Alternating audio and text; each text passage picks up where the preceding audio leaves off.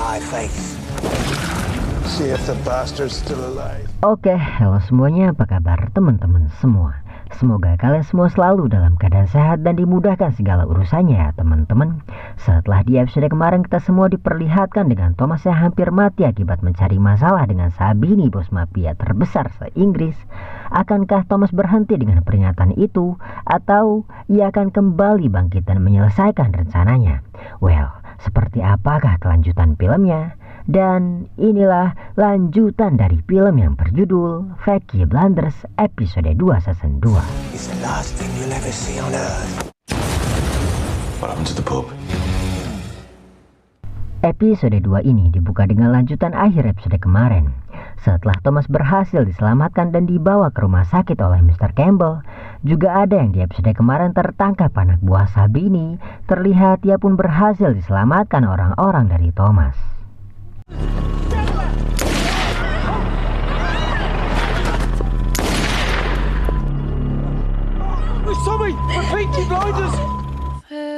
Dan saat Sin kembali ke Campbell yang kemarin gak sengaja nyelamatin Thomas ya teman-teman. Dengan laganya sebagai seorang penyelamat, Campbell pun langsung memberitahukan niat aslinya mengapa ia mau menemui Thomas pada malam itu, yang tiada lain untuk menugaskan Thomas dalam perintah Mr. Kerkill di kasur rumah sakit. Juga Thomas yang sudah mengetahui kembalinya Campbell untuk membalaskan dendam padanya. Thomas pun hanya bisa mengacaukan perintah Campbell dengan meledek tragedi memalukan yang dilakukan Grace padanya, yang membuat si Campbell kesal karena ledekan itu dan lebih memilih pergi. Sampai pada malam harinya, terlihat Thomas yang merasa keberadaannya di rumah sakit bisa kapan saja dibunuh musuh-musuhnya dengan kondisinya yang masih dibilang sekarat ya teman-teman. Terlihat Thomas pun mendatangi Paman Carly pada saat itu juga. Dan dengan keadaannya yang masih setengah sekarat, Thomas pun meminta Paman Carly untuk menyiapkan perjalanannya akan menemui Mr. Solomon di kota Camden. Yang meskipun di sini Paman Carly sempat mengkhawatirkan kondisi sangat nekat dan keras kepala ya teman-teman. Paman Carly pun hanya bisa menjalankan perintah Thomas dan singkatnya 4 hari pun telah berlalu semenjak keberangkatan Thomas dari kota Brigham. Dan saat ia sampai di Camden, di kota markas Mr. Solomon, dengan keberaniannya tanpa mengenal takut, terlihat Thomas pun langsung mendatangi Mr. Solomon sendiri tanpa pengawalan. Entah jadi collab atau enggak lu, berani besi Thomas dan untuk bekerja sama melawan Sabini. Yang meskipun hal itu awalnya membuat Solomon marah, ya karena nih si Thomas yang datang ngajakin collab lah kok sambil ngeledek Mr. Solomon yang selalu kalah dalam setiap perebutan wilayah dengan Mr. Sabini gitu teman-teman. Tapi dengan kemampuan Thomas bagaimana meyakinkan perjanjian itu, meski awalnya Mr. Solomon enggan bekerja sama karena melihat jejak pengkhianatan Thomas pada Mr. Kimber. Dengan skill dewanya dalam berdiplomat, Thomas pun berhasil mencapai kesepakatan dengan Mr. Solomon. They say that I shot you already, right? In the fucking face. I cut that cabinet in half, didn't I?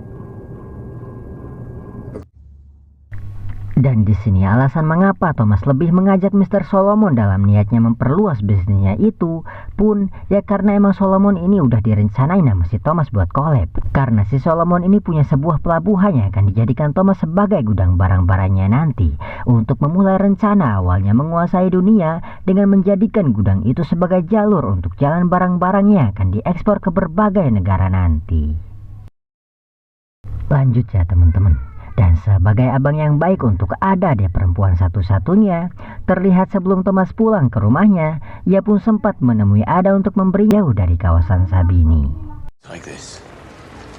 Take it. A house. A whole house.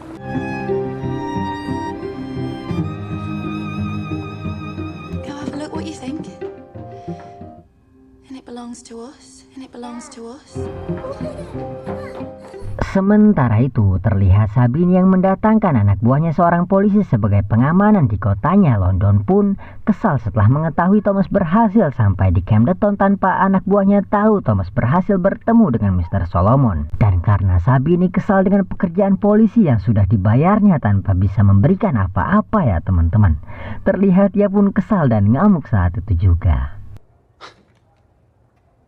You bring dog shit in here on your shoes. Check, have a look. Sampai pada keesokan harinya setelah Thomas kembali ke kediamannya, dan karena hari itu hari di mana Bibi Paul berulang tahun, terlihat Thomas pun langsung menyambut Bibi Paul yang pada saat itu terlambat karena masih terganggu masalah anaknya itu ya teman-teman. Dan tanpa Polly tahu bagaimana Thomas menyiapkan kejutan untuknya, di hari ulang tahunnya itu, Polly pun dibuat tak menyangka ketika Thomas menghadiahkan sebuah rumah mewah dan berjanji akan menemukan kedua anaknya yang akhir-akhir ini selalu membuat Polly gelisah dan tidak fokus bekerja. Because you deserve it. I know you haven't been happy for a while.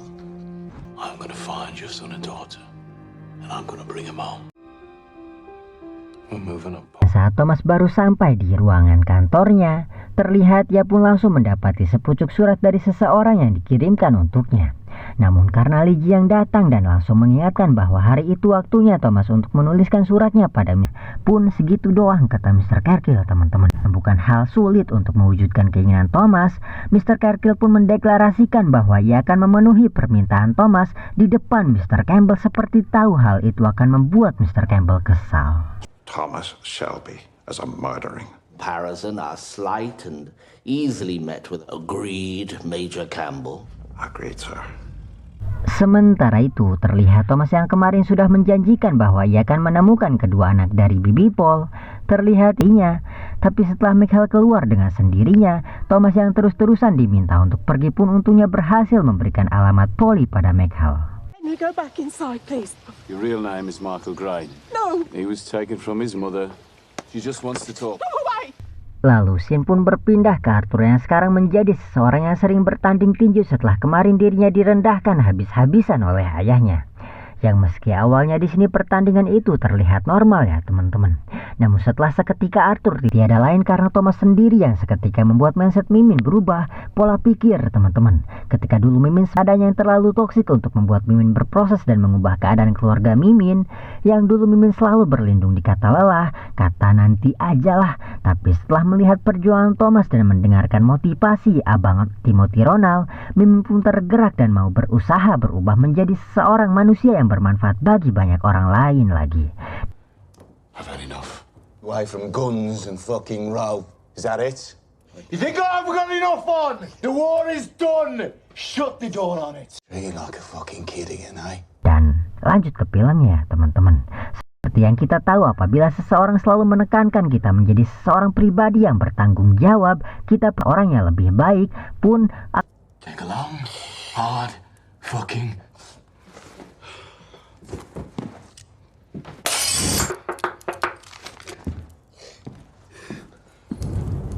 Lalu scene pun berpindah ke Mr. Campbell yang terlihat mulai kembali bertugas di kepolisian kota Brigham. Dan meski di sini si Sersan mencoba berlagak seperti menyambut kembalinya Mr. Campbell, si Campbell yang telah mengetahui selama ini si Sersan telah bekerja untuk Thomas, ia pun meminta si Sersan untuk mengkhianati Thomas dan mulai bekerja lagi untuknya. Specific favors for him, but in truth, you work now back on the side of the angel. Semengerikan apapun seseorang tetap sakit ketika ia kembali mengingat perasaannya yang telah hancur karena seseorang. Dan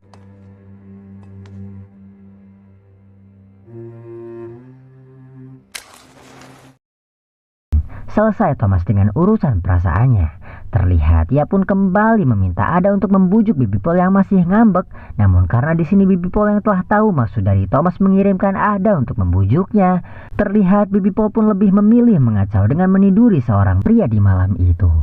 He asked you to come, didn't he? What? Not an idiot. Biar kalian gak ketinggalan konten Mimin, so Mimin Rizal undur diri, mohon maaf dan terima kasih.